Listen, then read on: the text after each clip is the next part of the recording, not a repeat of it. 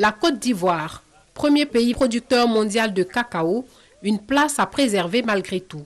Et ce par l'amélioration de la qualité de son cacao, le rajeunissement des vergers et l'augmentation de la productivité. Le pays va d'ailleurs abriter du 19 au 23 novembre prochain la conférence mondiale du cacao. Le cacao en Côte d'Ivoire est non seulement une matière économique, mais c'est une matière sociale.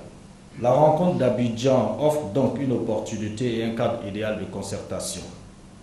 Elle sera l'occasion pour l'ensemble des acteurs de la filière cacaoyère mondiale,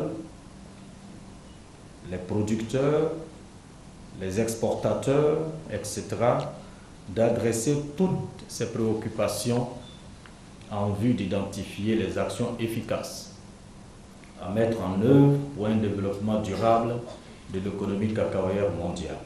Malgré la crise, la Côte d'Ivoire a produit plus d'1 million de tonnes de cacao et enregistré 36% des exportations mondiales.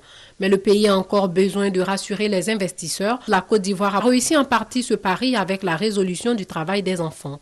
Par ailleurs, elle revendique le transfert de l'Organisation internationale du cacao à Abidjan, ce qui pourrait devenir une réalité. L'ICCO s'est installé à Londres en 1973. Nous avons estimé qu'il était temps de voir dans quelle mesure l'organisation pouvait se rapprocher de ceux qui en justifient l'existence, notamment les producteurs. Le Conseil international du cacao a donc en 2001 pris la décision de transférer le siège de l'ICCO en Côte d'Ivoire.